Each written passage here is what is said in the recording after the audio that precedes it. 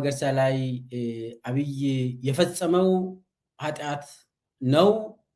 ይሄ ነገር ኢትዮጵያ ውስጥ የጀመረው ይሄ የለማ ስቃይ በጣሊያንም የቀጠለ ስለሆነ አንዳንድ ምስጢሮችን ይዤላችሁ ቀርብ ያለው በጣም ዘግናኝ የሆኑ ነገሮች ናቸው። በጣም ብሩታል የሆኑ እውነታዎችን ነው የምንነጋገረው።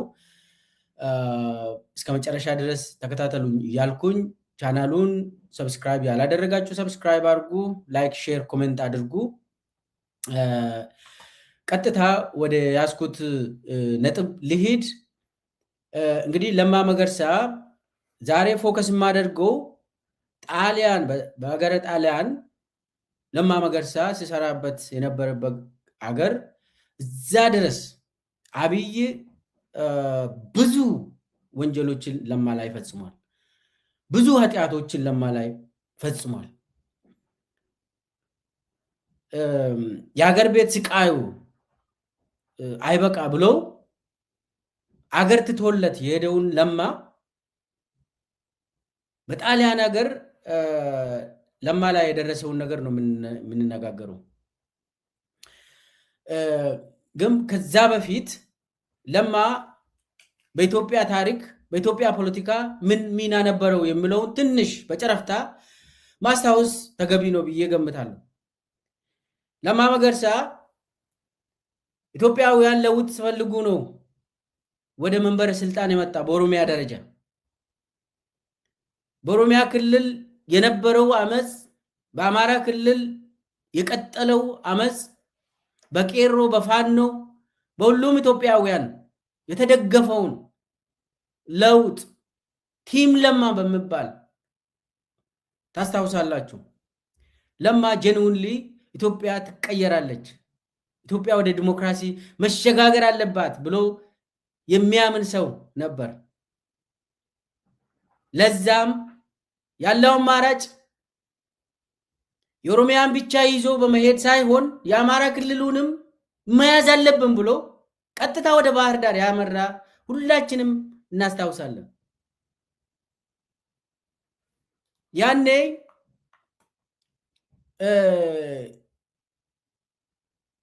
የአማራ ክልል ፕሬዝዳንት የነበረው ገዱ አንዳርጋቸው ነው። ያው ገዱ ብዬ ነው ሁለቱም ፒኤችዲያችን ሰርተዋል፣ ግን ለማ ገዱ እያልኩ ነው የምጠራቸው። ገዱና ለማ መጀመሪያ የተነጋገሩት ኢትዮጵያ ውስጥ ለውጥ ያስፈልጋል ብለው የተስማሙት ያቀዱት የለውጡ ኢንጂነሮች የሆኑት በውጭ ኢትዮጵያውያን በሀገር ውስጥ ሁሉም ዜጎች የተሳተፉበት የለውጥ እንቅስቃሴ ነበር። ያንን መንግስት ውስጥ ሆኖ ኢህአዴግ ውስጥ ሆኖ የህዝብ ድምፅ መሆን የጀመሩት ለማ መገርሳና ገዱ አንዳርጋቸው። እቺ ስዕል እቺ ፎቶ ስዊትዘርላንድ ነች የተነሳችው። ሁለቱም ለጉብኝት ብለው ስዊትዘርላንድ ሂዶ ነው የተስማሙት።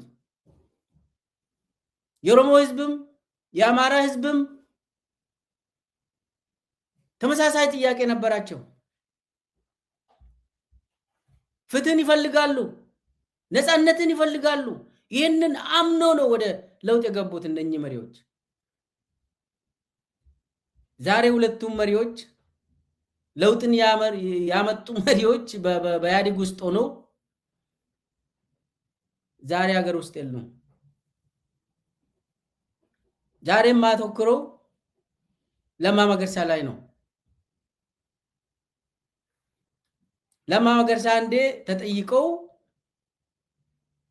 ብዙ ካምፔን ተደርጎበት ነበር እዛው ኢትዮጵያ ውስጥ በነበረበት ጊዜ። አብይ አህመድ ራሱ የተለያዩ ሀገር ውስጥና ሀገር ውጭ ቅጥረኞችን ገንዘብ በመክፈል ለማ ላይ ካምፔን እንዲደረግ ተደርጓል። የለማን ስም ማጥፋትና ለማ ከፖለቲካ ውጪ እንዲሆን ለማድረግ በኦሮሞ ውስጥም በመላው ኢትዮጵያ ህዝብም ለማ እንዲጠላ ብዙ ርቀት ነው የሄደው አብይ ለማን ሳይበላ በፊት። ያኔ ብዙ ጥያቄዎች ስለተነሱ እናም ለማ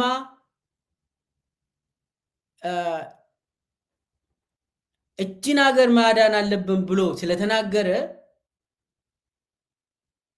ብዙ ፈተናዎች ገብቶ ነበር። አንድ የሱን ንግግር እንስማ። ያኔ እሱ የተናገረው ፍርሃት አለኝ እኔ እዚህ ሀገር ውስጥ ተው ሌላው ስጋት ነበረኝ። ያው እኔ የዚህ ህዝብ መሪ ሆኜ ባለሁበት ዘመን ደም እንዳይፈስ አልፈልግም። ታሪክ ማቆሸሽ አልፈልግም። ስጋት ነበረኝ፣ ፍርሃት ነበረኝ። እዚህ ሀገር ውስጥ እስከ አፍንጫው ድረስ ጥላቻ ነበረ። ጥግ የደረሰ ጥላቻ። እነኚህ መፈናቀል ምን የምንላቸው ዝም ብሎ እኮ የመጡ አይደለም። ለዘመናት በጥላቻ ላይ ጥላቻ ድሪቶ ስንመግብ ነው የኖርነው። ትውልድን ጥላቻ፣ ጠላትህ የበዘበዘ የገደለ ጡትህን የቆረጠ ዘርህን ያጠፋ እየተባለ እየተሰበከ በዚህ የተሞላ ነው የኖረው ትውልዱ። ተራ ደሃ እንኳ በሰውነቱ ሰው መሆኑን እስኪክድ ድረስ ገዳይ አስገዳይ አድርጎ እንዲታይ ጠላት ሆኖ እንዲታይ ተደርጎ ነው ሲጫንበት የኖረው። ፍርሃት ነበረኝ። አምና በነበርንበት ስሜት፣ አምና በነበርንበት ደመና እንዲሁ ብንቀጥል ኖሮ እዚህ ሀገር ላይ ይደርስ የነበረው ጥፋት ቀላል አልነበረም። አውቀዋለሁ፣ አይቼዋለሁ። ለምንም አይደለም። በተለይ በአማራና በኦሮሞ መካከል ጠላት አንዱ ያንዱ ጠላት እንዲሆን ተደርጎ የተተከለው ተክል ቀላል አይደለም። መርዙ ቀላል አይደለም። እኔ እሱ አስፈርቶኛል፣ መደበቅ አልፈልግም። አሳስቦኛል። ይሄን ጉዳይ መልክ ካልቀየርን፣ ኤንቫይሮንመንቱን ካልቀየርን እንደዋዛ በእጃችን ላይ የሺዎች ህይወት ይጠፋ ነበር፣ ደም ይፈስ ነበር፣ ሌላ ሩዋንዳ እዚህ ይከሰት ነበር። እኔ እሱ ነው አስሩጦ የወሰደኝ። ዛሬ ኢትዮጵያዊነት ያዋጣናል፣ አንድነት ያዋጣናል ብዬ መስበኬ መናገሬ ለዛ መስራቴ ኃጢአትነቱ ምኑ ጋር ነው? መገንጠል አለብን ማለት ነው እንደነበረብኝ? እሱ ነው መፍትሄው? መገንጠል ነው የሚያዋጣን ማለት ነበረብኝ? ያን በማድረጋችን ይጠፋ የነበረውን ህይወት አድነናል። ይፈስ የነበረውን ደም አድነናል። የሰላም እንቅልፉን ተኝቶ ለሚነሳው ሰው ይሄንማ ለማስተውል ሰው ቀላል ሊመስለው ይችላል። ይጠፋ የነበረው የደሃ ህይወት ቀላል አልነበረም። በዛን ጊዜ በነበረው ስሜት፣ ግልፍተኝነት፣ ጥግ የደረሰ ጥላቻ የኦሮሞ ህዝብም በውስጡ ላሉት ኢትዮጵያውያኖች ባለውለታ ነው። እውነቱን ለመናገር ዋይዝ ህዝብ ነው። መልካም ነገርን አድርጓል። በራሱም እኛንም አድምጦን ሰምቶን አንድነት፣ መተባበር፣ መደማመጥ፣ መቻቻል ያሻናል ያዋጣናል ብለን ስንል ትክክል ነው እውነት ነው ብሎ ሰርቷል።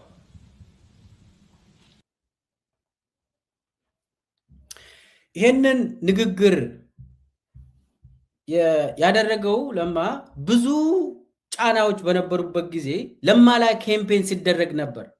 አንደኛ ለማ ባህር ዳር ሄዶ ኢትዮጵያዊነት ሱስ ነው ብሎ ካምፔን ተደርጎበታል። ለማ ላይ ዘመቻው ከባድ ነበር። ከዛ በተለያየ እንትን ደግሞ ለማን ማብጠልጠል፣ ለማ ጸረ እንትና ነው፣ ጸረ አማራ ነው፣ ጸረ ትግራይ ነው ያልተባለ ነገር የለም። ለማ ገንጣይ ነው፣ ለማ ኦኔግ ነው፣ ለማ ምናምን ሸኔ ነው እያሉ የአብይ ሰራዊት ሶሻል ሚዲያ ሰራዊቱ ማለት ነው ለማ ሸኔ አድርጎ በጣም አስከፊ የሆነ ሰው አድርጎ ስሎ ነበር። ለማ ያለው አማራጭ እንደገና መናገር ስለነበረበት ተናገረ። ይሄንን ያደረኩት ደግሞ አምኜበት ነው ያደረኩት ብሏል። አንድነት ይሻላል ብዬ ባህር ዳር መሄዴን ምንም አይቆጨኝም ብሏል። ያንን ለማይሆን ነገር ያደረገው አብይ አህመድ ነው። አብይ ነው ከዛ በኋላ ነገሮቹን ጠልፎ ወደ ጦርነት ወደ ትግራይ ጦርነት የወሰደው አብይ አህመድ ነው እንጂ ለማ መገርሳ ከጅምሩም በየዋነት በንጹህ ስነ ልቦና በንጹህ ልብ ለኢትዮጵያውያን ለውጥ ይፈልግ ነበር። አዎ ለማ መገርሳ ኦሮሞ ህዝብን ይወዳል፣ ግን ደግሞ ኢትዮጵያውያንም ይወዳል። ለማ መገርሳ ለኢትዮጵያ አንድነት ምንም ጥርጣሬ የሌለው ሰው ነው። ንጹህ እንደዚህ አይነት ሰው ኢትዮጵያ ውስጥ እያለ አብይ አህመድ አይነግስም። እንደዚህ አይነት ሰው ኢትዮጵያ ውስጥ እስካለ ድረስ ዲሞክራሲ ኢትዮጵያ ውስጥ የግድ መምጣት ስላለበት አብይ ይህንን ሰው ማጥፋት ነበረበት። ከጅምሩም ወደ ኦህዴድ የመጣው ለማ መገርሳ በአመፁ ጊዜ ነው። በአመፁ ጊዜ ወደ ኦፒዲዮ ሲመጣ ብዙ ለውጦችን ነው ያካሄደ። ሌቦችን ሰብስቦ አስሯል። ከስልጣን ውጪ አድርጓል። ዛሬ አብይ እንደገና ሰብስቦ አዲስ አበባ ላይ ኦሮሚያ ላይ በፌደራል ደረጃ የሾማቸው ለማ እኮ እነኚህን አውሬዎች ናቸው ብሎ ከመንገድ ዞር አድርጎ ነበር። አንዳንዶቹ እኮ ሁለት የሙስና ትልልቅ ግራንድ ሙስና ተጠንቶባቸው ለእስር ራሳቸውን የሚጠብቁ ነበሩ። ዛሬ የአብይ ሹመኛ የሆኑት እነኚህ የአብይ ሹመኛዎች አብዛኞቹ በኦሮሚያ በፌደራል በአዲስ አበባ ላይ የተሾሙት በለማ ጊዜ ገለል የተደረጉ ነበሩ። ከህዝብ ፊት ትንሽ ገለል ተደርጎ እንድጠናባቸው እጃቸው ንጹህ ካልሆነ እንድታሰሩ ተወስኖ ነበር በድርጅት ደረጃ። እነኚህን አደራጅተው ነው አብይ ለማን የበላ። ያኔ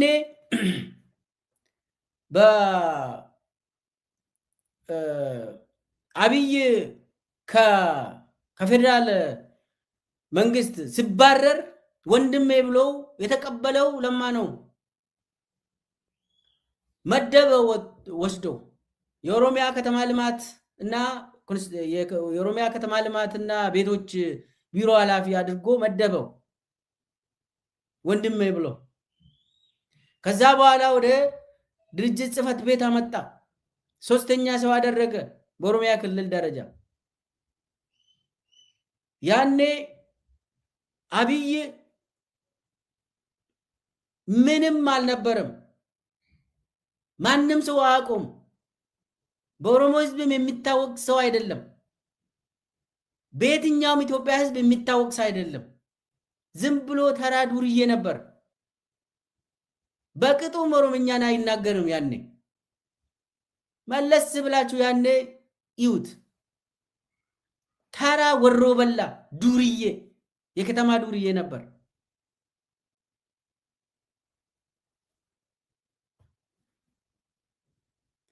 እና ያኔ ነው እንግዲህ ለማ ከአመፁን የሚያቀጣጥሉ የኦሮሚያ ወጣቶች ጋር ቆሜ። ለማ ሰላማዊ ትግላችሁን ቀጥሉበት፣ እስከ መጨረሻ ነፃነታቸውን እስከምታገኙ ፍትህን እስከምታገኙ ድረስ በሰላማዊ መንገድ እንቅስቃሴያችሁን ቀጥሉበት ብሎ ፕሬዝዳንት ሆኖ የኦሮሚያ ፕሬዝዳንት ሆኖ በቴሌቪዥን ወጥቶ ሲናገር ነበር። የኦሮሚያ ፖሊስን እንዳትነኩ ወጣቶችን ብሎ አቅጣጫ ሰጥቶ እነኚህ ልጆች በሰላማዊ መንገድ ነው እየታገሉ ያሉት። ጥያቄ አላቸው፣ የሚመለስ ጥያቄ አላቸው። እንዳትነኩ ብለው የኦሮሚያ ፖሊስና የፌደራሉ ፖሊስ ፍጥጫ ውስጥ ነበሩ። ያኔ ነጌታቸው አሰፋ ብሔራዊ ደህንነት ለማንና ገዱን ለብቻ ይዘው ሲያሰቃዩ ማለት ጠርቶ በቢሮአቸው በጥያቄ ሲያሰቃዩ አብይ አህመድ ጠፍቶ ውጭ ሀገር አሜሪካ ሀገር ከሚስቱ ጋር ሲኖር ነበር። ከዝናሽ ታያቸው ጋር ሲኖር ነበር። ቤት አላቸው እዚህ አሜሪካ። ዝናሽ ያኔ ዜጋ ነበረች፣ እስካሁንም ዜጋ መሰለችኝ። ምርጫ ውስጥ አትተሳተፍም ዝናሽ ታያቸው። እርግጠኛ አይደለም። መልሳለች ከሆነ መልሳለች፣ ካልሆነ ዜጋ ነበረች፣ የአሜሪካ ዜጋ ነበረች። ያኔ ጠፍቶ እዚህ ነው ጎንደር ሄዳ ምርጫ እንትን ታደርግ። አዲስ አበባ ላይ አልመረጠችም፣ አትመረጥም። ጎንደር ትውልድ ቦታዬ ነው እንግዲህ ትላለች ዝናሽ። እዛ ሄዳ ምርጫ እንትን ታደርጋል። አልሰማሁም፣ እርግጠኛ አይደለም። ብቻ እዚህ አሜሪካ ነበረች። በነገራችን ላይ ዝናሽ እኮ አብይ አህመድ እንደነገ ጠቅላይ ሚኒስቴር ሆኖ ይሾማል ሲባል በሌሊት መታ በቦሌ ኤርፖርት መታ ለለማ ደውላ መጥቻለሁ አለች። እስከዛ ሌሊት እንዲህ አብይ ምን ያስብ እንደነበር አይታወቅም። ከማር ጋር እንደው ያው ጠቅላይ ሚኒስቴር ስትሆን እንግዲህ ባለቤት ያስፈልጋል። አትሊስት እንደው ምናቆ ማለት ነው። አብይ ራሷ ነው ዝናሽ በሩጫ የመጣች። እንግዲህ ያኔ ለማ መገርሳና ገዱ ብቻቸውን ሲሰቃዩ በኢህአዴግ ውስጥ ይሄ አብይ አህመድ የሚባል ፈርቶ አሜሪካ ሀገር ሸሽተው ሲኖር ነበር። ለማ በየጊዜው ደውሎ ወንድም እዚህ ትተኝ ብሎ ይጠይቃል፣ ይለምናል። ና ተመለስ፣ ምንሞት ከሆነ አብረን እንሞታለን፣ የሚገሉን ከሆነም አብሮ ይግደሉን ብሎ ይለምን ነበር። ዛሬ ጀግና ሆኖ ኢትዮጵያን እየጨፈጨፈ ያለው አብይ ያኔ ፈሪ ሆኖ አሜሪካ ሀገር ሚስቱ ጋር ሲኖር ነበር። ከዛ ሲመለስም አብይ አህመድ ለነጌታቸው አሰፋ አበባ ጉንጉን ይዞ ነው የሚመለሰው። አትንኩኝ ብሎ ይለምናል። ለብቻው ቤቱ አድርም። አብይ አህመድ የለማ ቤት ነው የሚያድረው፣ የለማ ቤት ነው የሚበላ። ለማ ወንድሜ እያለ ጃኬቱን እኔ ነኝ ያንተን ጃኬት የሚሸከምልህ ይላል። የለማን ጫማ ያመጣልሃል፣ እኔ ነኝ ካልስን እንትን የሚያደርግልህ ይላል። ወንድሜ እኔ ነኝ የሚያጎርስ ይላል። የለማ ቤት ነው የሚገባ አብይ አህመድ። ለማ የክልል ፕሬዝዳንት ስለሆነ ወደ ራሱም ስለወሰደ አብይን ፈርቶ የለማ ቤት ነው የሚኖረው።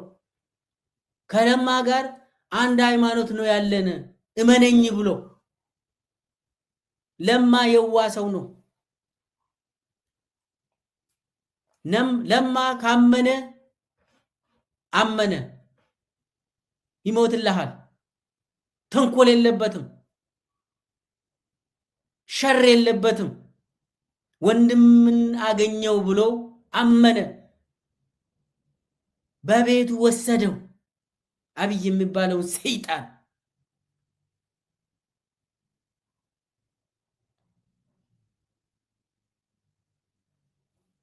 ምግብ በልተሃል ወይ ወንድሜ ይለዋል አብይ።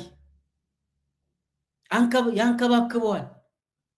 እውነትም ወንድም ይመስላል አብይ። ያኔ ለካ ዳብሎስ ነው ሰው መስለው ከለማ መገርሳ ጋር ሲቆየ ነበረው።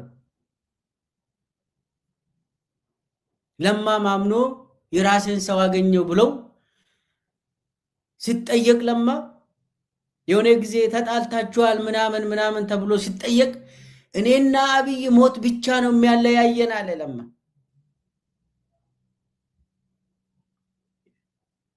አብይ ግን ያንን ሁሉ የሚያደርገው በተንኮል በሸር ሰው መስሎ ቀርቦት ሊገለው ነው፣ ከስራ ውጪ ለማድረግ ነው። አደረገው።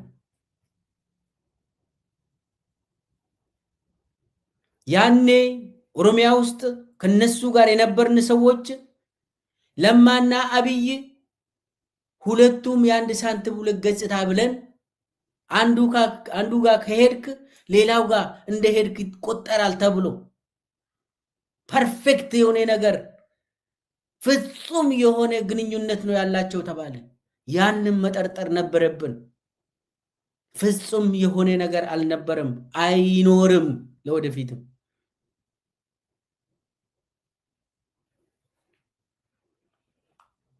እየሳቀ ለማን በላ።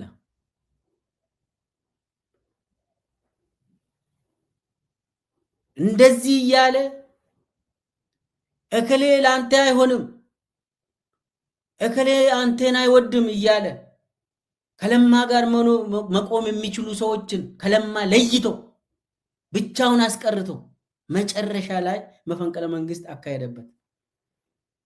ለማን ከስራ ውጪ በማድረግ የራሱን ሽመልስ አብዲሳ የሚባል አውሬ ሰው ተከለው ኦሮሚያ ላይ። ለማ የኔ ጌታ እኮ ህዝብ ነው ብሎ ሲናገር የነበረው ለማ ጸረ ህዝብ የሆነውን ሰው ሽመልስ አብዲሳ አምጥቶ ተከለው ኦሮሚያ ላይ። የስቃይ ሰው አምጥቶ ተከለው። ለማን ሲያ የነበረው የኦሮሚያ ህዝብ የኢትዮጵያ ህዝብ ሽመልስን አገኘ።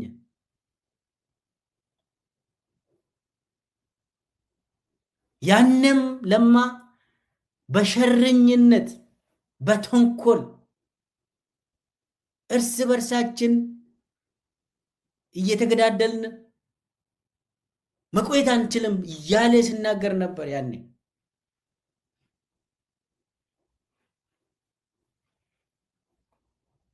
ጌታችን ህዝባችን መሆን አለበት፣ የግል ጥቅም የሚባል ነገር እናጥፋ እንተው እያለ ነበር። ስለምን ነበር አብይ ለማ ይቅርታ፣ የግል ስልጣን፣ የግል ጥቅም፣ የግል ጉዳይ ነገር እንተው፣ አገር እናስቀድም፣ ህዝብን እናስቀድም እያለ ሲናገር ነበር። ያኔ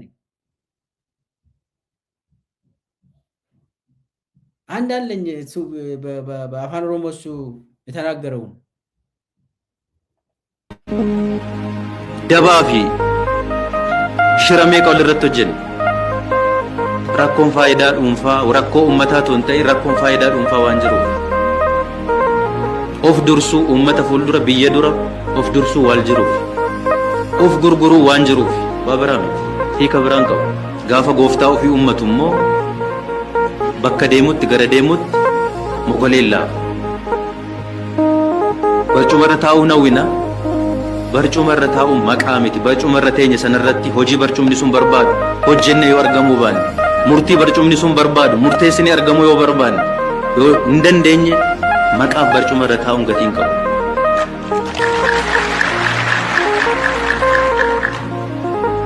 Kanaaf rakkoo akkasii waan qabnuufi iddoo nuyi yaadne sana waggaa 27 boodallee kan nuyi qaqqabuu dhabne akka namaaf akka qabsaa'uuf qabsoofne garuu uummata qabsoofne sana waliin garaa walitti hammaanne. Kanaaf filannoo biraan qabnu warri gamaaf gamana ilaalloo jiran gooftaan keenya uummata naannoo keenyaati.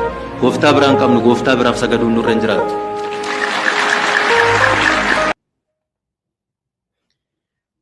ጌታችን ህዝባችን ነው ያለው ንግግር ነበር። የሸር ጉዳይ የተንኮል ጉዳይ አንስተዋል እዚህ ንግግር ላይ።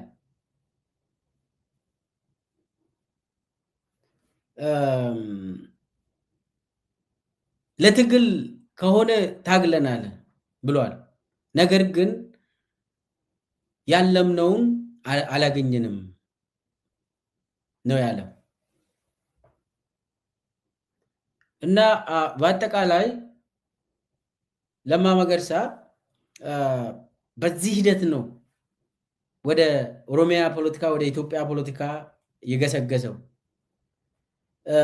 ከዛ በኋላ በመፈንቅለ መንግስት ከኦሮሚያ አብይ ካባረረው በኋላ አውቆ መከላከያ ላይ ያደረገው መከላከያ ላይ ትንሽ ጊዜ ዝም ብሎ ነው ያስቀመጠው መከላከያ ሚኒስቴር ብሎ። ከዛ እዛም አሰቃዩት። እነ ብርሃኑ ጁላ ሰው ሆነው ለማ መገርሳን አሰቃዩት። ብርሃኑ ጁላ እንኳን ሰው ሆኖ ምራጭ የሆነ ይሄ ተራ እሱ ራሱ ያሳደገው ለማ ነው። በነገራችን ላይ ሰው መስሎ ለማን ካልገደልኩ ብሎ ብርሃኑ ጁላ አሰቃይተው መጨረሻ ላይ 6 ወር ቤት ውስጥ እንዲታሰር በአብይ ትዕዛዝ አደረጉት። ለማ መገርሳ ቤት ውስጥ 6 ወር ታስሮ ፂማም ሆኖ ጸጉሩ ምናምን ተጫወቱበት። ከዛ በኋላ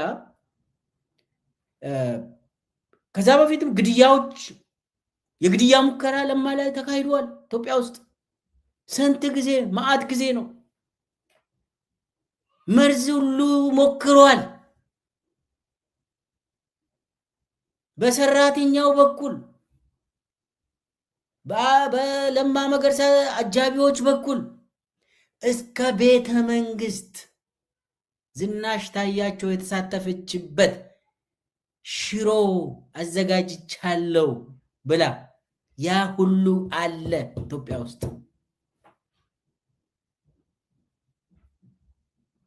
ለማን የጠበቀው እግዚአብሔር ነው። ለማ ራሱን አልጠበቀም። ዛሬ የደረሰው ለማ በእግዚአብሔር ፍቃድ ነው። ቦሌ አየር ማረፊያ ላይ ሹት ለማድረግ ሁሉ ሞክሮ በስንት መከራ ከሀገር ወጣ። ሀገር ትቶላቸው ወጣ። ያን ኢትዮጵያ ውስጥ በነበርን ጊዜ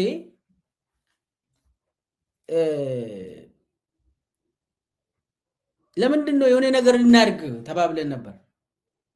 ለማ በተፈጥሮ ታጋሽ ነው። ትዕግስት ያስፈልጋል። ምናልባት እኛ ተሳስተን እንሆን እንችላለን። እነኚህ ሰዎችም ወደ ህሊናቸው ሊመለሱ ይችላሉ። የኦሮሞ ህዝብ የኢትዮጵያ ህዝብን ባናስከፋ ይሻላል ይለናል። የሚያሳምን ነገር ያነሳል ለማ። እንደኛ በፍጥነት እንደዚህ እናርግ አይልም። ጊዜ እንውሰድ ይላል። እኛ ብንሳሳትስ ይላል። ከነኚህ ከአብይ ጋር ጉሮሮ ለጉሮሮ መያዝ ቀላል ነው። ምንም መሰረት የላቸውም እነኚህ። ግን ደግሞ በዚህ መካከል የኢትዮጵያ ህዝብ ሊጎዳ ይችላል። የኦሮሞ ህዝብ ሊጎዳ ይችላል። ትንሽ እንታገስና የኢትዮጵያ ህዝብም ይፍረድ ይል ነበር ለማ መገርሳ። መጨረሻ ላይ እንደምታስታውሱት ከአብይ ጋር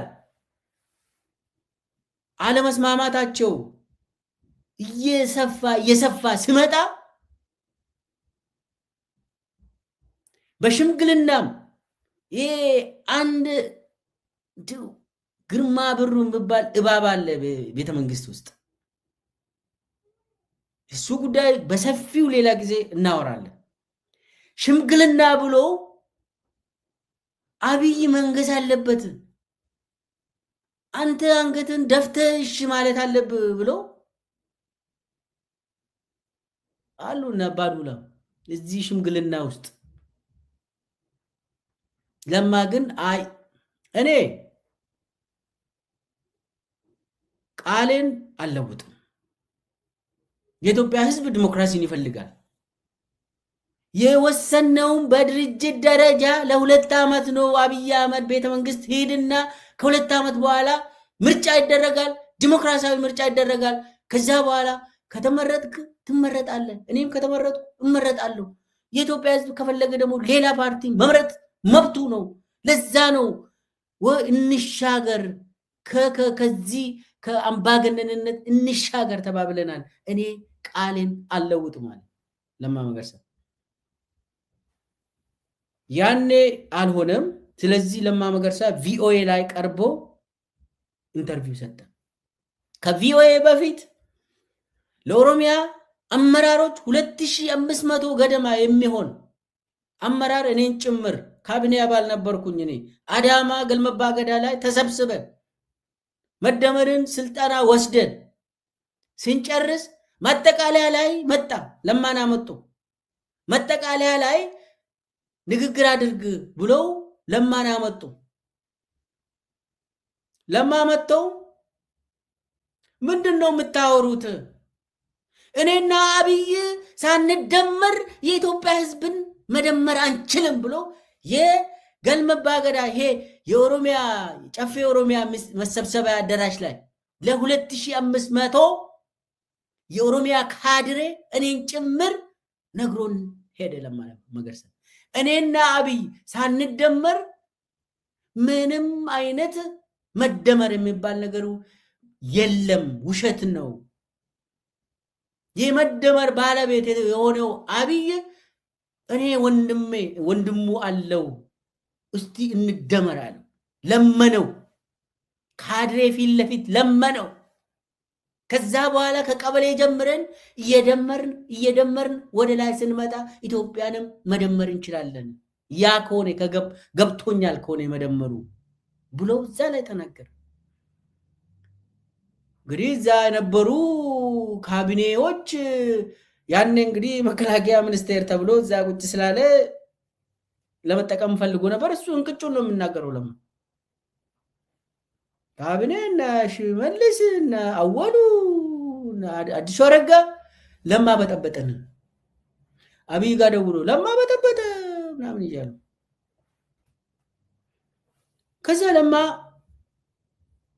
ከዛ የጀዋርን የግድያ ሙከራ ጀዋር ላይ ከተካሄደ በኋላ ደግሞ የተለያዩ ኦሮሚያ አካባቢ ሂዷል። ለማና አብይ አንድ ጊዜ ሐረር ሄዱ፣ አንድ ጊዜ አምቦ ሄዱ።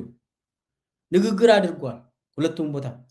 ሁለቱም ቦታ ተቃራኒ የሆነ ንግግር ነው ያደረጉት። ሁለቱም አብይ እኔ አላደረኩም፣ አልገደልኩም፣ ለግድያ ማለት እንትን አላልኩም ይላል እዛ ቁጭ ብሎ። ለማ ግን ትግሉ ተጠልፏል ብሎ ሲናገር ነበር ያኔ። ከዛ በኋላ ነው እንግዲህ ከቪኦኤ ጋር ኢንተርቪው ሰጥቶ ግልጽ የሆነ አቋሙን አሳየ ለኢትዮጵያ ሕዝብ።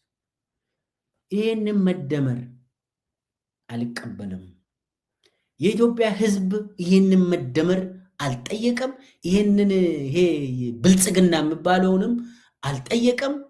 የኢትዮጵያ ሕዝብ ጥያቄ የኢኮኖሚ፣ የዲሞክራሲ፣ የፍትህ ጥያቄ ነው ብሎ ቁጭ አደረገው። ከዛ በኋላ ጦርነቱ ሲሪየስ ሆነ። ከዛ በኋላ አብይ ለማን ለመግደል ብዙ ሙከራ አደረገ። ብዙ ሙከራ ደመላሽን በመጠቀም ተውፊቅ መዲድን በመጠቀም መዓት ዝናሽን በመጠቀም ግድያ ሙከራዎችን አብይ ለማ ላይ ብዙ ሙከራ አደረገ። ከዛ በኋላ ነው እንግዲህ አብይ ለማ ወስነው በቃ አይ ሊሂድ ከሀገር ልውጣ ብለው ለማ ፕሬዝዳንት በነበረበት ጊዜ ከለማ ጋር የሚቀራረቡ የወርልድ ፉድ ፕሮግራም ዳይሬክተር የነበረው ያኔ ዴቪድ ቤዝሌይ የሚባል አሜሪካዊ ነው። ወርልድ ፉድ ፕሮግራም ዳይሬክተር ነው ያኔ። ከ2017 እስከ 2023 ነው ወርልድ ፉድ ፕሮግራምን የመራ ዴቪድ ቤዝሌይ። ለማ ጋር ይቀራረባሉ። ለማ ትክክለኛ እውነተኛ ሰው መሆኑን በደንብ ያውቃል ዴቪድ ቤዝሌይ። ለማ ለውጡን ሲመራ እንደነበር ቲም ለማ እንደነበር ዴቪድ ቤዝሌይ ስለሚያውቅ በቃ ማትስማሙ ከሆነ እኔ ጋናና እኔ ጋ ስራ ብሎ ወርልድ ፉድ ፕሮግራም የዩናይትድ ኔሽን አካል ነው። የተባበሩት መንግስታት ወርልድ ፉድ ፕሮግራም እንዲቀጠር አደረገው። ለማ መገርሳ በቀጥታ የተባበሩት መንግስታት ስታፍ ሆኖ ወርልድ ፉድ ፕሮግራም ውስጥ እንዲሰራ አደረገ። ይሄ ሰው በዚህ ሁኔታ ነው እንግዲህ ለማ ከኢትዮጵያ እንዳይወጣም ብዙ ጥረት ነበር አብይ ያደረገው። ብዙ ጥረት ምንም ማድረግ ስላልቻለ እንግዲህ ተወ። ለማ ስራ ጀምሮ ጣሊያን ሀገር የወርልድ ፉድ ፕሮግራም ስታፍ ሆኖ ስራ ከጀመረ ትንሽ አልቆየም። ስንት ደብዳቤ ለዴቪድ ቤዝሌይ በመጻፍ በስልክ እያጨናነቀ ዴቪድ ቤዝሌይ ለማ መገርሳ ኦሮሚያን እየበጠበጠ ያለ ኢትዮጵያን እየበጠበጠ ያለ ለማ መገርሳ ነው ብሎ አቤቱታ አቀረበ በዩኤን ደረጃ። አብይ አህመድ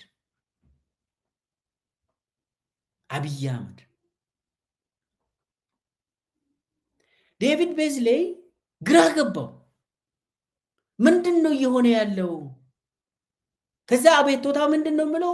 የአብይ አቤቱታ ኦሮሚያ ውስጥ የኦሮሞ ነፃነት ሰራዊትን የሚመራ የሚያሰማራ ለማ መገርሳ ነው ብሎ ነው የወነጀለው በተባበሩት መንግስታት ደረጃ። አብይ አህመድ የሚባል ሰውዬ አስቡት።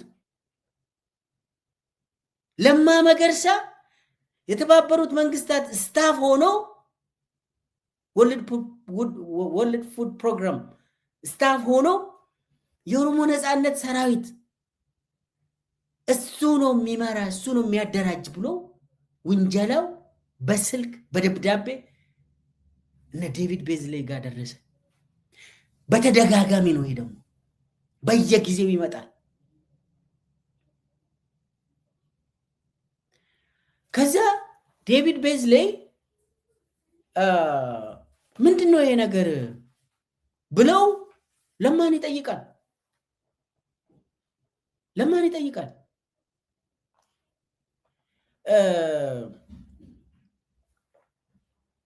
እና ይቅርታ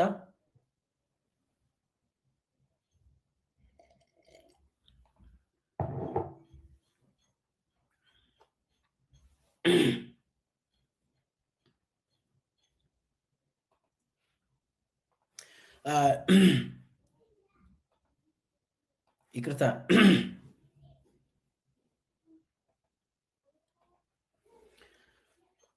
እና ጠርቶ ይጠይቃል። ግራ ስለገባው ምንድን ነው የሆነው? ለምን ዴቪድ ቤዝሌይ ለማን ስለሚያምን ከለማ ደግሞ ይሄንን እንደዚህ አይነት አይጠብቅም። ሰው መጨረሻ ላይ ይሄ ነገር ይጣራ ተባለ። ይሄ ነገር እንዲጣራ ውሳኔ ተላለፈ። ዴቪድ ቤዝሌይ እና ለማ ተገናኝተው ሲያወሩ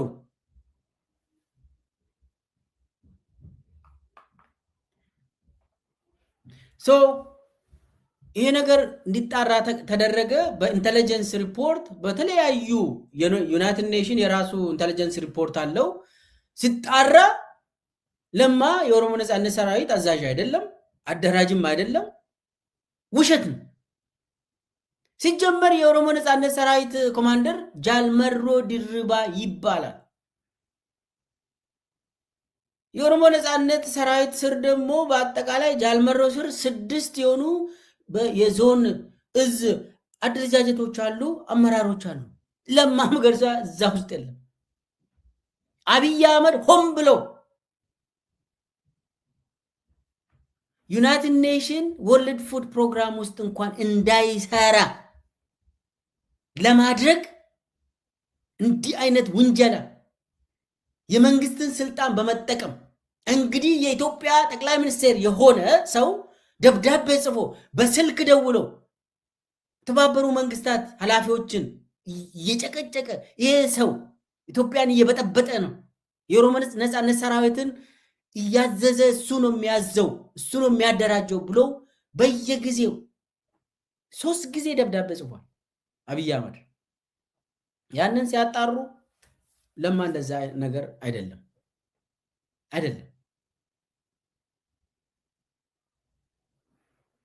ሰው ምንድነው የሆነው?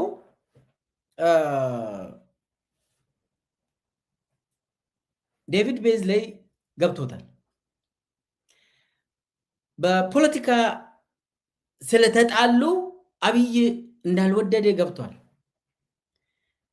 በዩናይትድ ኔሽን ደግሞ ይቅር አማጺ ቡድንን ማደራጀትና ማዘዝ ይቅርና የአንድ ሀገር ፖለቲካ ውስጥ መግባት አትችልም። የተባበሩት መንግስታት ሰራተኛ ከሆንክ የተባበሩት መንግስታት ሰራተኛ ከሆንሽ አይፈቀድም፣ ህጉ አይፈቅድም። የአንድ ሀገር ውስጥ የአንድ ሀገር ፖለቲካ ውስጥ መግባት አይቻልም። ኮሜንት እንኳን ማድረግ አይቻልም። ሩልስ ኤንድ ሬጉሌሽን አለ። ዓለም አቀፍ ሰራተኛ ስለሆንክ የአንድን ሀገር ፖለቲካ ውስጥ አትገባም። ግን ከፖለቲካ የባሰ አብይ ለማ ላይ የመጣው ክስ ደግሞ አማጺ ቡድንን ይመራል ነው የተባለ። ክሱ እንደዛ ነው። ስለዚህ በዩኤን ደረጃ ከባድ ውንጀላ ነው። ዝም ተብሎ አይታለፍም። ህጉን ካያችሁ በደንብ ታያላችሁ።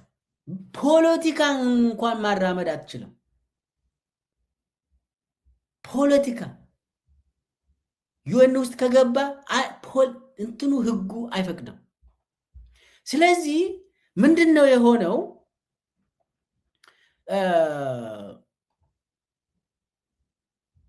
ከባድ ስለሆነ ዴቪድ ቤዝሌይ ይሄ ነገር ውሸት እንደሆነ አውቋል።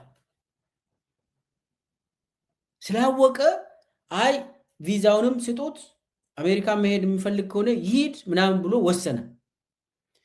በዴቪድ ቤዝሌይ ወርልድ ፉድ ፕሮግራም ላይ በነበረበት ጊዜ ለማን ፕሮቴክት ሲያደርግ ነበር። ዴቪድ ቤዝሌይ ግን ከወርልድ ፉድ ፕሮግራም የተነሳው ኤፕሪል 2023 ነው። ኤፕሪል 2023 ከስልጣን ስለተነሳ ሌላ ሴት ሲንዲ ማኬን የምትባል ተመደበች።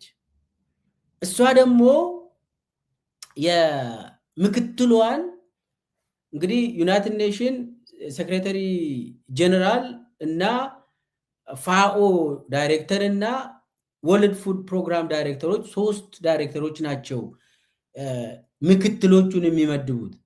ምክትል ሆና ወርልድ ፉድ ፕሮግራም ምክትል ሆና የተመደበችው ሱዳናዊት ራኒያ ትባላለች። ራኒያ የተመደበችው ወደ ኦክቶበር 2023 ነው የተመደበችው። እሷ ተመድባ በ2 ወር ውስጥ ነው ለማ መገርሳ ከስራ ውጭ የተደረገው። ኦሬዲ ዴቪድ ቤዝሌይ ተነስተዋል። ለማ ፕሮቴክሽን የለውም ከዚህ በኋላ ጫናው እየገፋ መጥቷል። ራኒያ መጣች፣ ሱዳናዊት ነች። እሷ ልክ እንደመጣች ምንድነው ያደረገችው? ከቤት ውስጥ እንዳትወጣ ቤት ውስጥ ቆይ እዛው ቤት ቆይ ተባለ ለማ። ከዛ ቤት እንዲቆይ ተደረገ። ቤት ውስጥ ቆይ ብላ ደግሞ ያው እንግዲህ ኮንትራቱ እያለቀ ነው። የተባበሩት መንግስታት ሰራተኛ ሆናችሁ ከተመደባችሁ ለምሳሌ ሮም ውስጥ ለመኖር ኮንትራታችሁ እስከሚያዝ ድረስ ነው። ኮንትራቱ ካበቃ ሬዚደንሻል ፐርሚታችሁም ያበቃል። ስለዚህ ምንድን ነው የሚሆነው? አንገታችሁ ተይዞ ወደ መጣችሁበት ሀገር ትመለሳላችሁ። የታሰበው ለማ መገርሳን ወደ ኢትዮጵያ እንዲመለስ ነበር አብይ የፈለገው።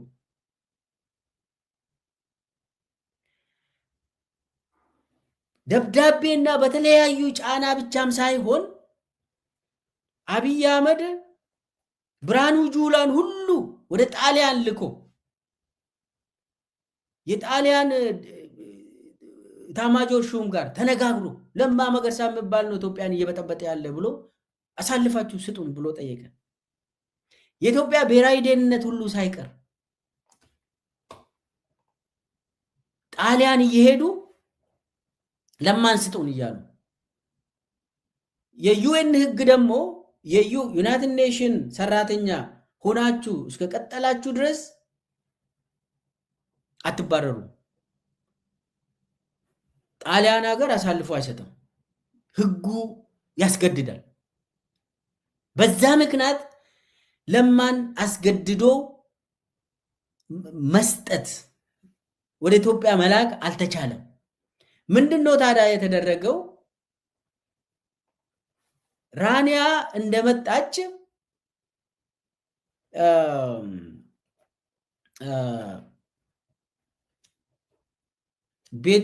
ከቤት እንዳትወጣ ተባለ። ከዛ የሆነ አንድ ወር ምናምን ሲቀር እንግዲህ ኦክቶበር ላይ ተመደበች ራኒያ። ኖቬምበር ላይ ለ10 ቀን ወደ አሜሪካ መጥተው ለማ መገርሳ ቤተሰቡን እንዲያይ። የለማ መገርሳ ቤተሰቦች አሜሪካ ናቸው ያሉት። ልጆቹም ሚስቱም እዚህ አሜሪካ ነው የሚኖሩት። ለ10 ቀን ቪዛ አገኘ። ኖቬምበር 2023 የመጨረሻ ወደ አሜሪካ ጉዞ ያደረገው ማለት ነው። ከዛ ወዲህ ተከለከለ። ከዛ 10 ቀን ከቆየ በኋላ ተመለሰ። እሱ አሰበው ወደ ስራዬ ላይ ቀጥላለሁ ብሎ ነው። ሲመለስ ከቤት እንዳትወጣ ተባለ። ምንድነው? ዩኤን ሲስተሙ ተጨናንቋል። ምን የአማጺ ቡድን መሪ ነህ ተባለ። ከዛ እቺ ሴትዮዋ ራኒያ የምትባል ሴትዮዋ በነገራችን ላይ የወርቅኔ ገበዮ ቅርብ ጓደኛ ነች።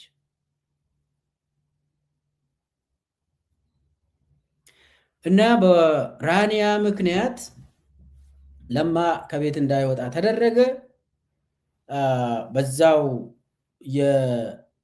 የመኖሪያ ፍቃዱም ኤክስፓየር እንዲያደርግ ተደረገ። ዘን ጣሊያኖች በተለይ የጣሊያን ውጭ ጉዳይ ሚኒስቴር ሰውዬ ለማን ጠርቶ በጣም እናውቃለን፣ ተወዳጅ እንደሆንክ እናውቃለን፣ በኢትዮጵያ ላይ ብዙ እንደምትታወቅ እናውቃለን። ነገር ግን አብይ ጠምዶ ስለያዘ ያንተ ሬዚደንሻል ፐርሚት በ2 ሳምንት ውስጥ ስለሚያበቃ ከዛ በኋላ ወደ ኢትዮጵያ ስለምትመለስ ውሳኔን አሁኑኑ አሳውቅና የምትፈልግበት ቦታ ሂድ ብለው የጣሊያን መንግስት ለማን አገዘ። በጣሊያን ውስጥ መቆየት አትችልም፣ ያ ከጨረስክ የሆነ ቦታ መሄድ ነው ያለብህ፣ ያ ከጨረስክ ወደ ኢትዮጵያ ነው የምትመለሰው፣ ግን ከዛ በፊት ወደ አውሮፓ ፈለክበት ቦታ መሄድ ትችላለህ ብለው የጣሊያን መንግስት የውጭ ጉዳይ ሚኒስቴሩን ጭምር ለማን አገዙ። ለማ ያንን ሲሰማ እንግዲህ ውሳኔው በጣም ከባድ መሆኑ በቃ የማይቀለበስ መሆኑ አብይ እንደተሳካለት አውቆ ያለው አማራጭ መንቀሳቀስ እንደሆነ ተሰማው። ከዛ የሚገርም የስካንዲኔቪያን አገሮች የተወሰኑ ዲፕሎማቶች ለማን አገዙ። ኧረ ለማን አሳልፈን አንሰጥም፣ መጥተው የፈለገውን ቦታ ስካንዲኔቪያን ሀገር ውስጥ የፈለገውን ቦታ መርጦ መኖር ይችላል ብለው የተወሰኑ ዲፕሎማቶች በጣም ሲሪየስሊ ኢትዮጵያን የሚከታተሉ የአብይን ሁኔታ የሚያውቁ ደረሱለት ለለማ። በአብይ ካልኩሌሽን ለማ የትም አይሄድም፣ አማራጭም የለውም። ጋማውን ይዞ ኢትዮጵያ ወስደው እዛው ወይ በሆነ እንትን ሊገሉት ይችላሉ። ያ ነው የታሰበው፣ ግን አልተሳካም። አብይ አስቡት እንግዲህ የሚሰራበትን እቺን ዩኤን ውስጥ ገብቶ ዝም ብሎ ነው ስራውን የሚሰራ ለማ። አብይም ብለው ኦሮሞ ነጻነት ሰራዊት ምናምን እሱ ነው የሚያደራጀው ምናምን፣ ውሸት ነው። ግን ወነጀለው። ያ ውንጀላ ደግሞ በመንግስት ደረጃ የመጣ ስለሆነ ዩኤንን የመሰረቱት እኮ አገሮች ስለሆኑ አብይ የሚጽፉ ደብዳቤ ደግሞ አገርን ወክሎ ስለሆነ ዝም ተብሎ አይታየም። ስለዚህ ጫናው በዛበትና ዩኤን ሲስተሙ ዘጋው። ስለዚህ ቪዛ ሁሉ ተከለከለ። ምንም ቪዛ ያለው አማራጭ ምንድነው? ዩኤን ማለት በነገራችን ላይ ዩኤን ቪዛ ማለት የአሜሪካ ቪዛ ለማግኘት ዩኤን ውስጥ የሆነ ቦታ ከተቆለፈ አሜሪካ ነው ያንንም የሚዘውረው፣ የታወቀ ነገር ነው። ስለዚህ ውንጀላው ዩኤን ውስጥ ከመጣ የአሜሪካ ሲስተም ውስጥም ይገባል። ስለዚህ በዚህ ለማን ላይ እርምጃ አስወሰደ አብይ። ከጣሊያን እንዲወጣም ተደረገ። ጣሊያን በነበረበት ጊዜ ለማ መገርሳ የሚገርም እቺ አንድ ደሚቱ የምትባል ኢትዮጵያ አምባሳደር እዛ ሮም የምትቀመጥ እዛ ነበረች። እሷ እንኳን በአቅሟ ሰላዮችን ልካ ለማ መኖሪያ ቤት ለማ ተከራይቶ ነው የሚኖረው። የሚከታተሉ ሰዎችን ልካ በአብይ ትእዛዝ እሱ እህል የሚበላበት ወክ የሚያደርግበት ይህ ሁሉ ታጨናንቃለች። አብይን ለአብይ ኢትዮጵያ ሀገርን ትቶ የወጣ ለማን እዛው ጣሊያን እንኳን ዝም ብሎ ስራውን እንዳይሰራ አደረገው። አብይ ምን ያደርግ? በቃ የኢትዮጵያ ሕዝብ ይወስን ብሎ ትቶ ወጣ። ስራዬን ልስራ እንግዲህ እዚህ መጥቼ ብሎ ዩኤን ውስጥም ተቀጠረ። እዛም አትበላም አፈር ብላ ብሎ አብይ ከዛም በዚህ ምክንያት ከጣሊያን ሁሉ እንዲወጣ አስደረጉት።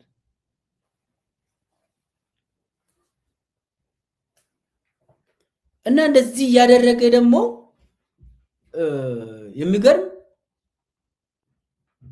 የኦሮሚያ ካድሬዎችን ሰብስቦ ደግሞ ሁለት ጊዜ አንዴ ለማ እየመጣ ነው ይመጣል፣ ሰሞኑን ይመጣል ምናምን ብሎ ያኔ እንግዲህ ጫና እየፈጠረ ነበር። በነገራችን ላይ እቺ ራኒያ የምትባል ከአብይ ጋር ለምንድን ነው የማትሰራ ብላ ጫና ፈጥራ ነበር ለማ ላይ። እቺ የወርቅኔ ጓደኛ በቃ አልሰራም፣ እኔ አልችልም፣ እሱን ጨርሻለሁ አለው። እዛ በኋላ እርምጃው ከባድ ነው።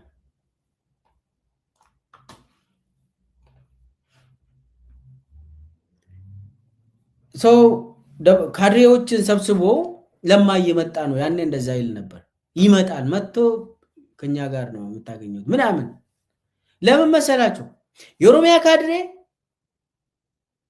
ኤክሰፕት ከላይ ያሉ ይሄ ጨፍጫፊ ቡድን ኮሬ ነግኛ ምናምን የተባሉ እነ ሽመልስ እነ ደመላሽ ደምጠጪዎች እነኚህ አወሉ አብዲ፣ አራርሳ መርዳሳ፣ አበየ ገረሱ እነኚህ ፍቃዱ ጡዌ ኤክሰፕት እነኚህ በስተቀር እኮ ወደ ታች ከሄዳችሁ የኦሮሚያ መንግስት ሰራተኛ ለማን ይወዳሉ?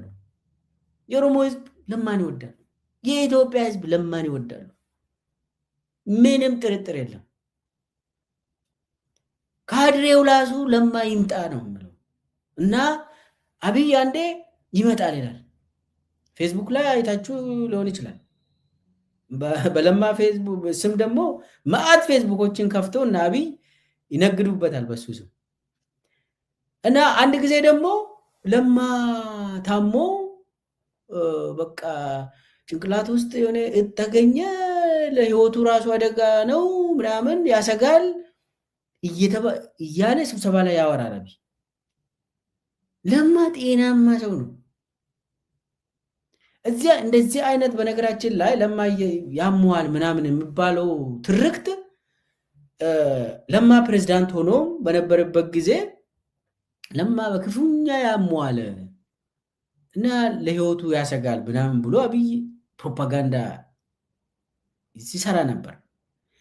እና የሆነ ጊዜ ራሱ እኛ ደንግጠን ለማን ስንጠይቅ ኧረ ምንም አላውቅም ውሸት ነው፣ እኔ ጂም እየሄድኩ ቀጥቅጬ ጂም ሰርቼ እየወጣሁ ነው ምናምን ብሎ ያወራል ለማ።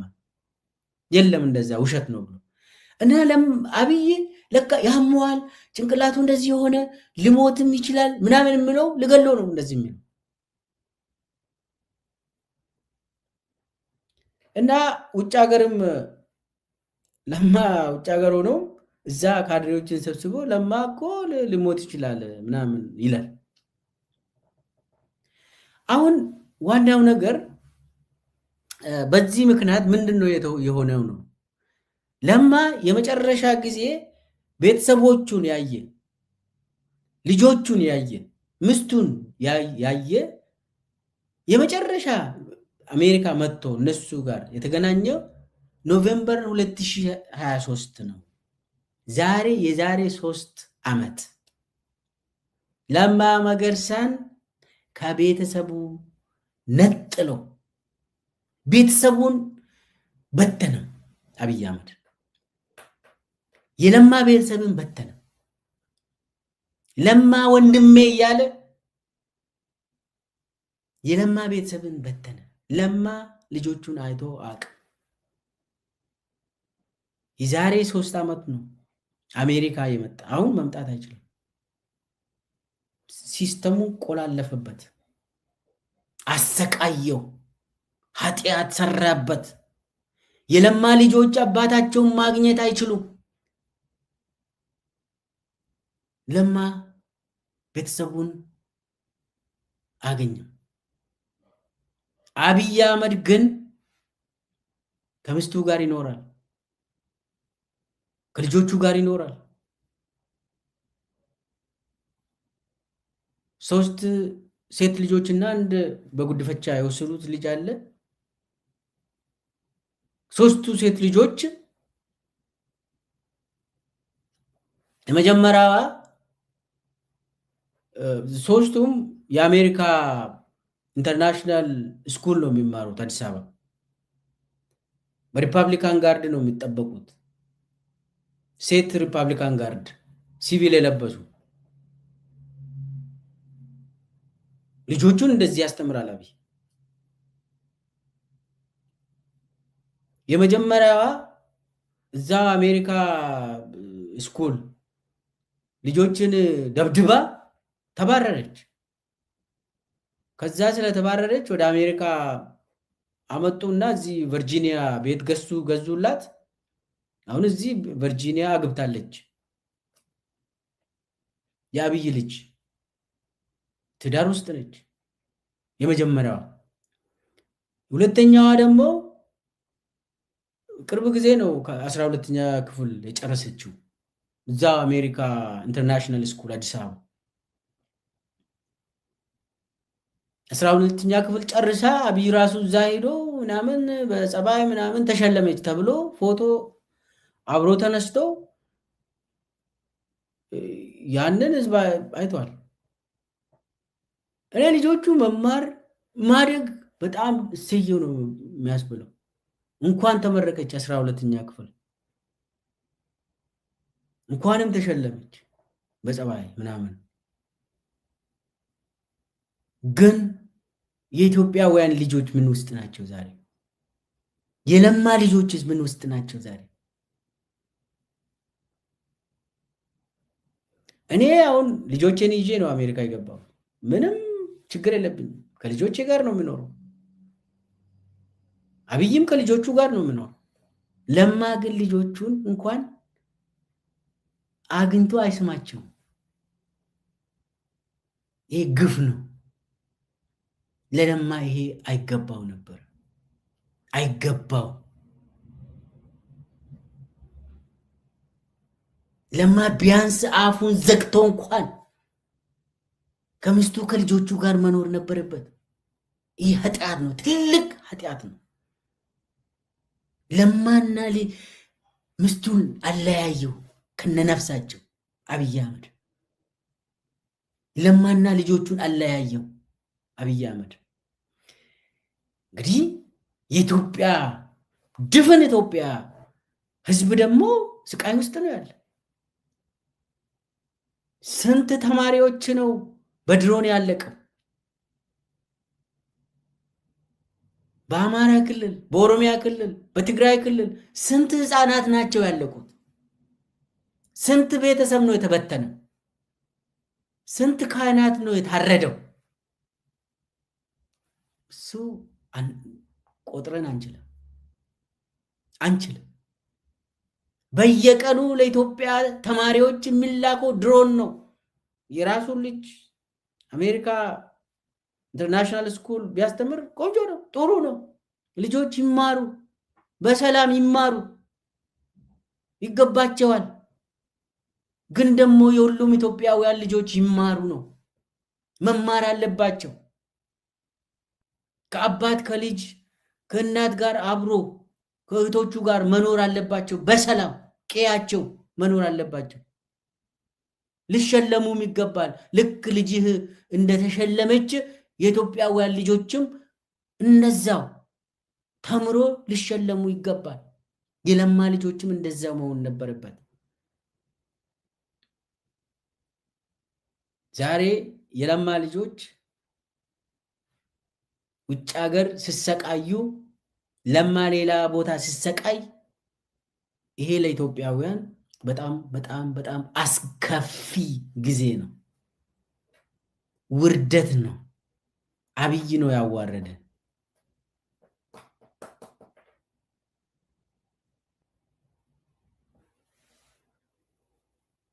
ይሄ ትልቅ ትልቅ ኃጢአት ነው። አገር ትቶልህ ሂዶ በቃ አንተ አርግ የምትፈልገውን አድርግ ብሎ ትቶ ውጭ ሀገር ልኑር ብሎ አሁን ዘግቶ እኮ ነው የምኖረው። ለማ ምንም አላለም፣ ምንም ትንፍሽ አላለም። ለማ እስካሁን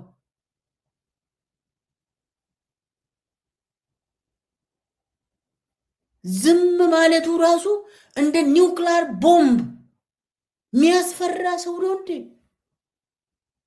አብይ ለምንድን ነው የሚንቀጠቀጠው? አብይ ለምንድን ነው የሚፈራው? ለማ ዝም ማለቱ ራሱ የሚያስፈራ ሽንት በሽንት የሚያስደርግ ምን አይነት ሰው ነው አብይ የሚባል ሰው? አዎ ለነገሩ ይፈራል። ለምን? ያደረገውን ነገር ያውቃል። ያደረገውን ለማ ላይ የፈጸመውን ክደት ያውቃል አብይ።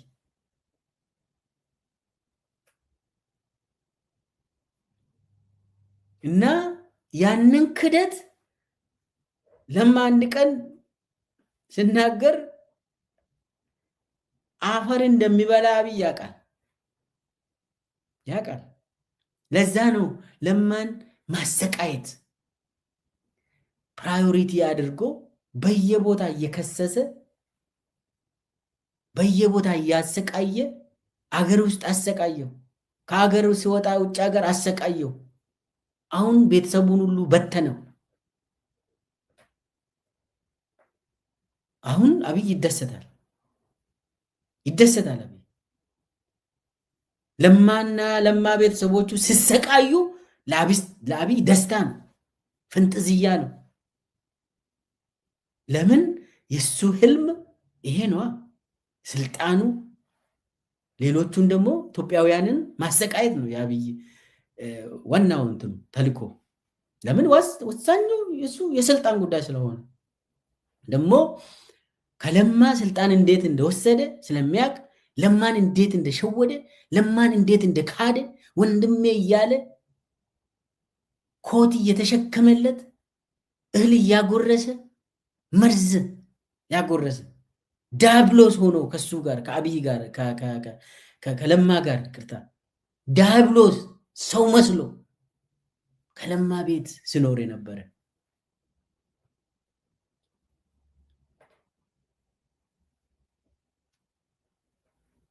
ያ ለማ መቻወቀ። ለማ ወንድሜ እያለው ተበላ፣ እሱም ተበላ፣ ኢትዮጵያውያንም ተበሉ። ምንም ጥርጥር የለም። ይሄ ነው በቃ። ለማ መበላቱ፣ ለማ መከዳቱ ሙሉ ድፍን ኢትዮጵያ ህዝብ ነው የተከዳ። ለማ ሸኔ ተብሎ ስመታ የኢትዮጵያ ህዝብ ሸኔ ተብሎ መመታቱ እንደማይቀር ያንም እኔ ተናግሬያለሁ። ስንት ጊዜ እኔን ለማ ወለጋ ነው፣ ወለጋ ደግሞ ሸኔ ናቸው፣ ምን ትሰራለህ ከለማ ጋር ብሎ አንድ ወራዳ የሆነ ሽመልስ አብዲሳ የሚባል ሊያደራጀኝ ይሞክራል።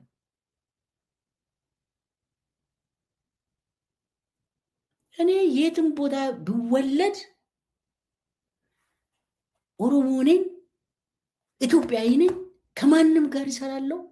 ለማን ደግሞ እኔ የትውልድ ቦታውን አይቼ አይደለም፣ የትም ቦታ ይወለድ ምንም አያገባኝም።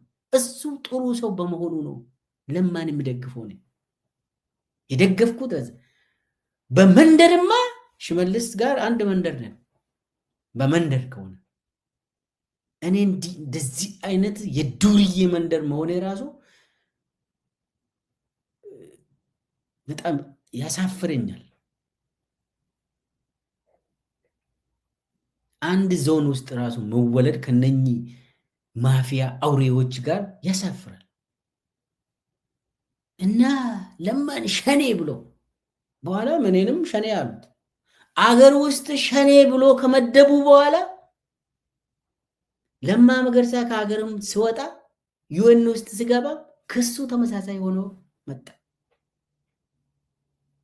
እዚህም የተባበሩት መንግስታት ውስጥም ክሱ ሸኔ ተብሎ ነው የተጻፈለት።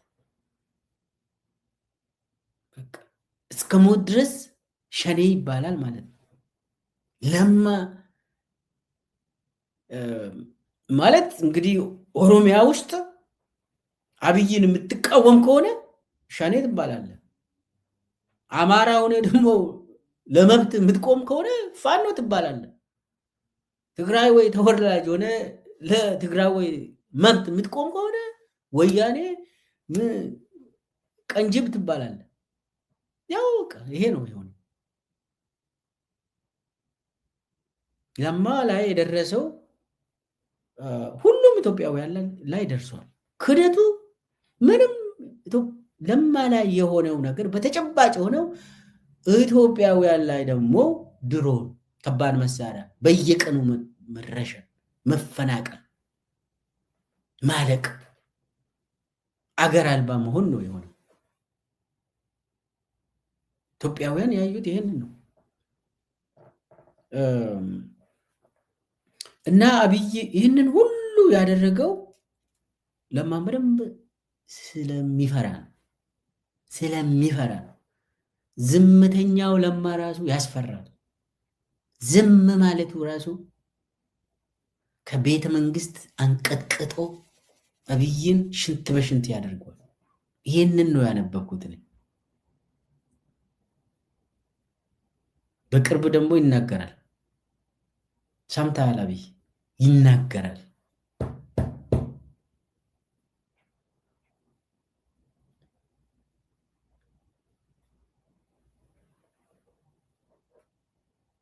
ይሄ ነው እንጂ አብይ ለማ የኦሮሞ ነፃነት ሰራዊትን አደራጅቶ የለማ ኃይል የለማ ሰራዊት የኦሮሞ ህዝብ የኢትዮጵያ ህዝብ ነው። ሰራዊት ከተባለ ማለት ነው። ሰራዊት ከተባለ ንጹሃን ዜጎች ኢትዮጵያውያን ለውጥ የሚፈልጉ ለዲሞክራሲ የቆሙ ለፍትህ ብሎ እያለቁ ያሉ ኢትዮጵያውያን የለማ ሰራዊት ናቸው። ሰራዊት ከተባለ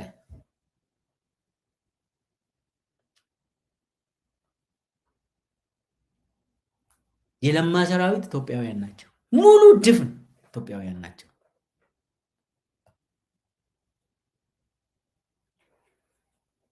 ለዚህ ነው አብይ በየእንትኑ በደብዳቤ በስልክ ለተባበሩት መንግስታት በተለይ ወርልድ ፉድ ፕሮግራም እየጻፈ እየጨቀጨቀ የሸኔ አመራር ምናምን እያለ እንትንም ያደረገው ለዚህ ነው እንጂ ለማ ምንም ያጠፋው ነገር የለም። ምንም አንድች ነገር ክፉ ነገር አልሰራም። የደረሰው አብይ ለማ ላይ የደረሰው ኃጢአት በጣም ሰፋ ይላል፣ በጣም ይሰቀጥጣል። እኔ ምን ሆንኩኝ? እኔ ድሮም መምህር ነበርኩኝ። ለተወሰነ ጊዜ ለማ ነው ናስቲ የምትሰራ ከሆነ አለ። ሄድኩኝ፣ አየው፣ አልሆነም። ክፉ ሰዎች ናቸው ኦሮሚያ ላይ የተሰበሰቡት፣ ጸረ ህዝብ የሆኑ ሰዎች ናቸው። አየው፣ ወረድኩ፣ አለቀ። ወደ መጣሁበት ተመለስኩኝ። እንዳውም ወደ አሜሪካ መጣ። ምንም በቃ አይቆጨኝም። አንድች እጄ ላይ ምንም ደም የለም። እኔ አንድች ታሪኬን አላበላሸውም። ዝርፋ ቢፈልግ የመሬት አስተዳደር ነበርኩኝ። ግን እኔ ለዛ አይደለማ አሉ ለዛ ተደራጁት። የኢትዮጵያ ህዝብ ይቀጣቸዋል። የጊዜ ጉዳይ ነው እንጂ በቅርብ ጊዜ ለፍርድ ይቀርባሉ። አንድ በአንድ ለፍርድ ይቀርባሉ። እና ዛሬ ትልቅ ሰው የኢትዮጵያ ባለውለታ የሆነው ለውጡን ያመጣ ሰው ለማ መገርሳ እንደዚህ ሲሆን ይቀፈኛል፣ ይዘገንናል። ለለማ ይሄ አልነበረም መሆን የነበረበት።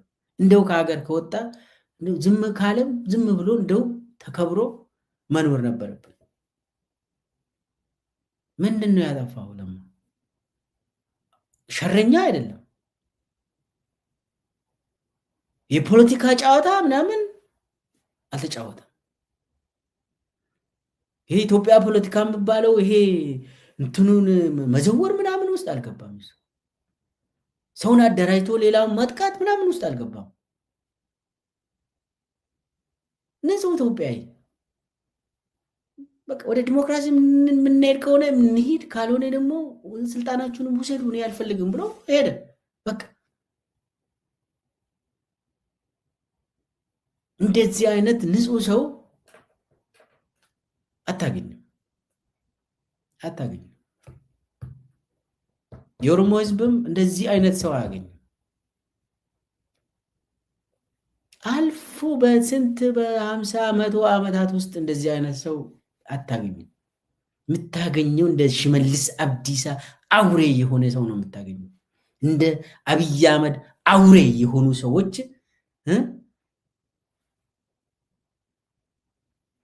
የበግ እንትን የለበሱ በጣም አደገኛ የሆኑ ሰውን የሚበሉ ሰው መሳይ የሆኑ ሰይጣኖችን ነው የምታገኘው። ገዳዮችን ነው የምታገኘው።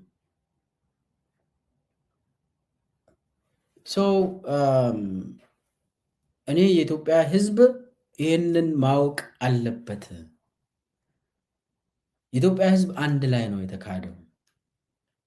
የኦሮሞ ሕዝብ ሲካድ የአማራ ሕዝብም በአንድ ቃል ነው የተካደው።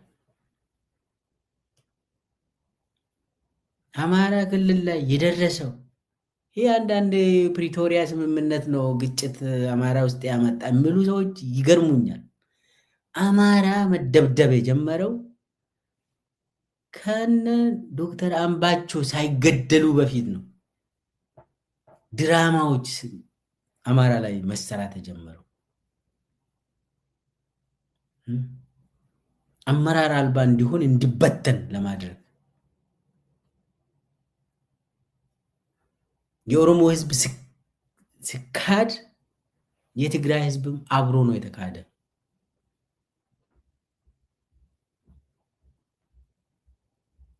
እና ዛሬ ለማ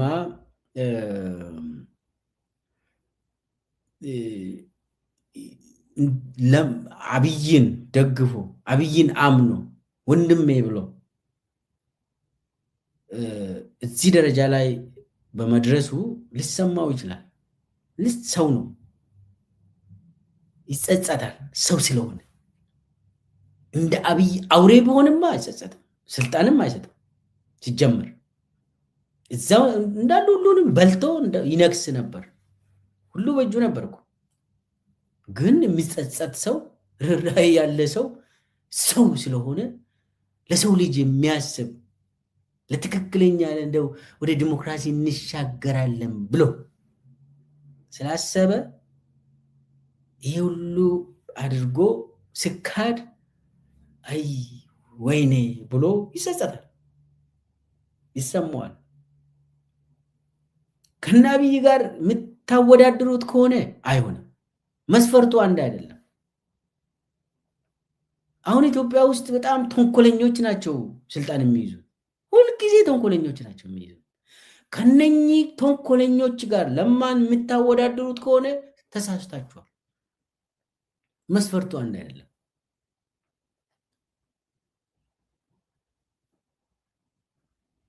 እና እንደዚህ አይነት ክህደት ኢትዮጵያ ላይ ነው የደረሰው። የለማ ጉዳይ ስላልሆነ ነው እንደዚህ ሲሪየስሊ የተናገርኩት። ለማ ላይ የደረሰው ኢትዮጵያ ሕዝብ ላይ ስለደረሰ ነው። ሰው ከዚህ ተነስተን ምን ማድረግ አለብን ነው ዋናው ቁም ነገሩ። ወዴት እንሂድ ነው። እዚህ ላይ አልቀሴም ማቆም ሳይሆን ምን እናርግ ነው። አብይን አየን፣ የአብይን አስተዳደር አየን፣ አገዛዙን አየን። ሰው አለቀ። ኢትዮጵያ ውስጥ ሰው አለቀ። አሁን የትግራይ ጦርነት 1 ሚሊዮን ገደማ ሰው አልቋል። የአማራ ክልል ስንት ሚሊዮን ነው የሚሆነው? የኦሮሚያ ክልል ስንት ሚሊዮን ነው የሚሆነው ያለቀው? ስታቲስቲክሱ አይወጣም፣ አልወጣም። የኢትዮጵያ ሕዝብ እያለቀ መፈናቀሉ ብቻ አይደለም፣ በየቀኑ የሚያልቅ የኢትዮጵያ ሕዝብ ይህ ሊቆም ይገባል። እንዴት ነው የሚቆመው? ሁሉም አንድ በመሆን በመተባበር ከላይ እስከ ታች ከምዕራብ እስከ ምስራቅ ከሰሜን እስከ ጫፍ ደቡብ አንድ ስትሆን በአንድ ቋንቋ ይህንን አውሬ መንግስት ማሸነፍ ይግድላል። ሌላ አማራጭ የለም። ይህንን ሰውዬ ይዘን ምንቀጥል ከሆነ አስከፊው ነገር ይመጣልናል። የባሰ ነገር ይመጣል። አብይ የህዝብ ቅነሳ ላይ ነው ያለ። ስለዚህ ይህንን ከሃዲ መንግስት ህዝቡ የህዝብ ልጆችም ተባብሮ ሁሉም ኢትዮጵያውያን ገጠር ከተማ ሳይሉ ተስማምቶ ምንም ተመሳሳይ ጥያቄ ነው ያለ። ትግራይ በሉ አማራ፣ ኦሮሚያ በሉ ደቡብ፣ ጋምቤላ በሉ ቤንሻንጉል ተመሳሳይ አንድ ጥያቄ ነው ያለ። ይህ አገዛዝ ሪሙቭ በማድረግ ፍትሃዊ የሆነ አስተዳደር ማምጣት ነው። ከዛ ውጭ ምንም አማራጭ የለም። ምንም አማራጭ የለም።